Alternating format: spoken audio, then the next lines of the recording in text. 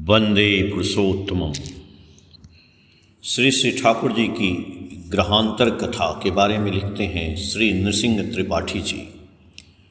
महाकाश के ग्रह नक्षत्रों की खोज लेने के लिए ज्योतिर्विद हमेशा से आग्रही रहते हैं। पठानी सामंतों की तरह बांस की लकड़ी हो या फिर दूरबीन यंत्र के जरिए वे नए नए ग्रह नक्षत्रों के आविष्कार के लिए लगे रहते हैं। 21वीं सदी में रूस और अमेरिका की सरकारें इसके लिए अर्थ खर्च करते हैं।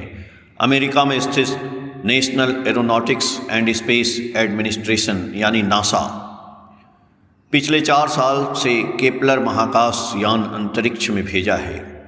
अब तक वह 1004 नए ग्रहों की खोज कर चुका है। अब पृथ्वी जैसे 2 नए ग्रह आविष्कृत होने से और यह बात मीडिया एवं संवाद में प्रचार होने से सिर्फ ज्योतिर्विद ही नहीं बल्कि आम आदमी भी बहुत खुश है। उन 2 ग्रहों का नाम केपलर 438b एवं केपलर 442b रखा गया है। पृथ्वी की तरह होने के कारण उसमें मनुष्य जैसे जीव हो सकते हैं या फिर मनुष्य वहाँ रह पाएगा। पृथ्वी अब प्रदूषित हो चुका है। हत्या तथा दुर्नीति से मानसिक स्तर पर एवं वायुमंडल के ऊपर स्थित ओजोन परत के विभिन्न प्रकार के प्रक्षेपास्त्र परीक्षण के चलते ध्वंस होने से वातावरण और भी ज़्यादा विषाक्त हो रहा है। कहीं और चले जाने से मनुष्य थोड़ी शांति से रह सकता है। आखिर कहाँ जाए? चाँद मंगल को यदि अम्ल जानमय कर दिया जाए और यदि वहाँ जल की व्यवस्था हो जाए तो वहाँ जाने से अच्छा होता। कुछ संस्थाएं मंगल ग्रह में रहने वाले इच्छुक व्यक्तियों के लिए आरक्षण भी प्रारंभ कर दिए हैं। ठीक उसी समय केपलर समाचार दे रहा है कि पृथ्वी के आयतन से इन 2 ग्रहों का आयतन लगभग 2.5 गुना से भी ज़्यादा है। साथ ही पृथ्वी की तरह पथरीला भी है। हो सकता है कि पानी और अम्लयान भी हो। वास्तव में अंतरिक्ष में कितने ग्रह हैं? सारे ग्रह क्या पृथ्वी की तरह ही हैं? वहाँ के लोग क्या मनुष्य के जैसे हैं? इस विषय पर अधिक तथ्य पाने के लिए ज्योतिर्विद अपना काम जारी रखे हुए हैं। श्री ठाकुर अनुकूल चंद्र इस बारे में क्या कहते हैं, यह जानने का प्रयास करते हैं। कॉस्मिक क्रेडल एक शोध मूलक पुस्तक अमेरिका से सन 1999 में प्रकाशित हुई है।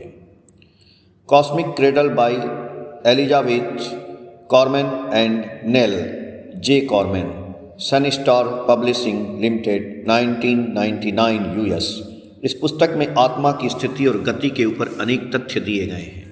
वे लोग श्री ठाकुर अनुकूल चंद्र जी की उक्ति को उद्धृत करते हुए पृष्ठ संख्या 599 पर लिखे हैं, जिसका हिंदी अनुवाद कुछ इस प्रकार का है। ठाकुर इस जीवन के आने से पूर्व से अब तक अगोचर उच्च स्थान अंडरफाइंड हायर रीजन में थे। उनके आने का कार्यक्रम अब तक के अनाविष्कृत स्वर्गीय नक्षत्र मंडल से होते हुए प्रारंभ हुआ। उसके बाद वे 1000-2000 नहीं बल्कि 44,000 ग्रह नक्षत्र को अतिक्रम करते हुए आए। उन्होंने देखा कि लाख लाख सूर्य एक बृहत् सूर्य के चारों तरफ घूम रहे हैं। उन्होंने यह भी देखा कि ग्रह मंडल का एक ग्रह टूटकर खंड विखंडित होते हुए बना। अनेक ग्रह मंडलों के बारे में विज्ञान अब तक अज्ञ है। उनको अब तक स्पष्ट रूप से याद है कि केंद्र में एक असाधारण नक्षत्र मंडल है जिसके चारों ओर 4 नक्षत्र हैं। ये 4 नक्षत्र जब केंद्र के नक्षत्र के निकट होते हैं तो उनका रंग लाल दिखाई देता है, दूर होने पर नीला हो जाता है। ठाकुर को पता चला कि इस गमन प्रत्यागमन को ज्योतिर्विज्ञान में डॉपलर इफेक्ट कहा जाता है। पृथ्वी की ओर आते समय वे विभिन्न ग्रहों पर थोड़े समय ठहर कर आए। वहां पहुंचते ही उस ग्रह के लोगों ने उनका बड़े उत्साह के साथ स्वागत किया। इन ग्रहों का वातावरण पृथ्वी के वातावरण से भिन्न है, इसीलिए वहां के लोग पृथ्वी के लोगों की तरह नहीं हैं। वे जब एक ग्रह से विदा लेते हैं तो वहां के लोग करुण संगीत गाते हैं। यह विच्छेद उनके लिए अत्यधिक कष्टदायक था। अंतिम पर्याय में वे हमारे सौर मंडल में आलोक के माध्यम से आकर सूर्य के अंदर रहते हैं। सूर्य बाहर से गर्म किंतु अंदर से अत्यंत शीतल है। उस सूर्य के अंदर आते समय रास्ते के बाईं ओर बाह्य अंधकार और दक्षिण या सामने की ओर तिर्यक सरल रेखा का रास्ता है जिससे 44,000 ग्रहों को वे देख सकते थे। श्री ठाकुर अनुकूल चंद्र ने कभी भी विज्ञान की किताबें नहीं पढ़ी। मैं भी विज्ञान का छात्र नहीं हूँ। उन्होंने जो डॉपलर इफेक्ट की बात कही है उसे समझने के लिए मैंने इंटरनेट में ढूंढा। गाणितिक सूत्र को छोड़कर सर्वसाधारण के समझने के लिए जो उदाहरण है वह है, अगर प्रथम व्यक्ति द्वितीय व्यक्ति के पास हर सेकेंड में एक बॉल फेंकता है, समय का व्यवधान समान है, लेकिन प्रथम व्यक्ति यदि द्वितीय व्यक्ति की ओर चला आए तो दूरी कम हो जाएगी। अब बॉल फेंकने से द्वितीय व्यक्ति उसे 1 सेकेंड में कम समय में कर पाएगा। इस प्रकार उल्टा भी होगा। सारे नक्षत्र गतिशील होने के कारण पास और दूर को मापने पर भिन्न फल आएगा। इसे सूक्ष्म भाव से तरंग दैर्घ्य वेवलेंथ कहा जाता है। श्री ठाकुर की दृष्टि और अनुभव सूक्ष्म है, इसका कोई स्थूल प्रमाण नहीं है। महापुरुष, अवतार पुरुष, युग पुरुष की स्मृति नहीं मिटती है। श्रीमद् भगवत गीता में श्री कृष्ण अर्जुन को यह बात कहते हैं कि मुझे पूर्व की सारी स्मृतियां याद हैं, लेकिन तुम्हें कुछ भी याद नहीं। यही प्रभेद है। अब चलिए लौटते हैं हमारे वैज्ञानिकों के प्रयास की ओर। मनुष्य की अधिकतर प्रवणता के कारण चंद्र और मंगल ग्रह बार बार मनुष्य विहीन हुआ और मनुष्य के साथ सारे महाकाश यान एक समय वैभवशाली देश रूस एवं अमेरिका के द्वारा प्रेरित हुआ है। इंटरनेट में उपलब्ध समाचार के अनुसार रूस, अमेरिका के बाद भारत, चीन आदि देशों ने भी चांद पर महाकाश यान भेजा है।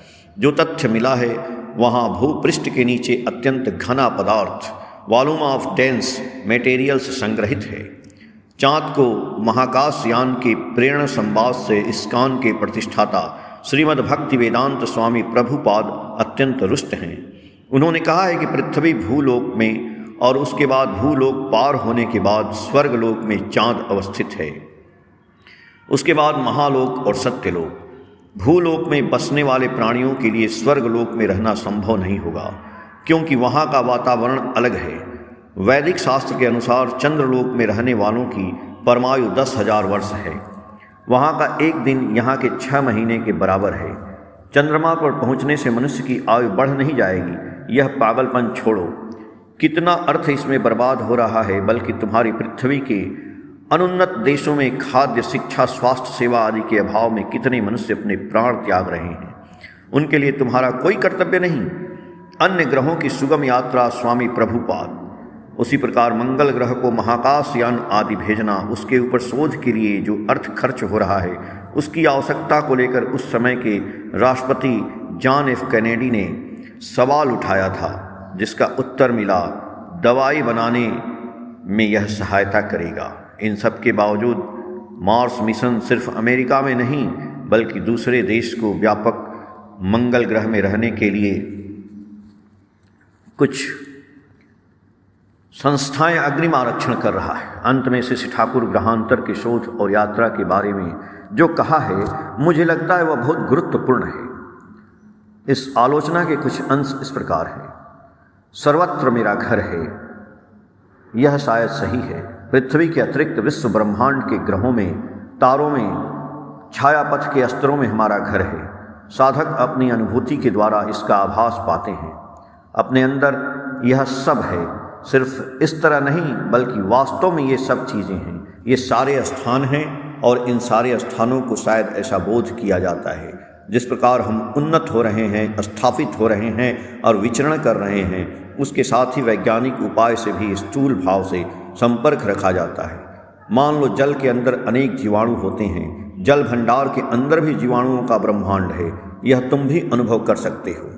साधना और नियमित अनुशीलन के द्वारा चक्षु को असाधारण शक्ति संपन्न कर सकते हो, बना सकते हो, या फिर एक अच्छा माइक्रोस्कोप जुगाड़ कर सकते हो। वैज्ञानिक यंत्रों को अत्यंत सूक्ष्म और अधिक शक्ति संपन्न किया जा सकता है। विवर्तन के वर्तमान स्तर में आज जो अत्यंत सहज और स्वाभाविक हुआ है, शायद पहले वह मनुष्य के स्वप्न और कल्पना में अगोचर था। उसी प्रकार लाखों वर्षों के बाद जो स्वाभाविक हो उठेगा, शायद आज वह हमारे स्वप्न और कल्पना से अगोचर है। इन सबके मूल में चाहिए प्रयोजन, सामयिक दृष्टि संपन्न एक व्यक्ति, जिसे ऋषि कहा जाता है। सिर्फ वे ही सबको सुसंगत और एकाभिमुखी बना दे सकते हैं। आलोचना प्रसंग 3/28/1942। अनुवादक धारित्री रूपान्विता मिश्र, संजीव रंजन। 7 मई 2016, पेज संख्या 27, 28, 29 से। जय गुरु।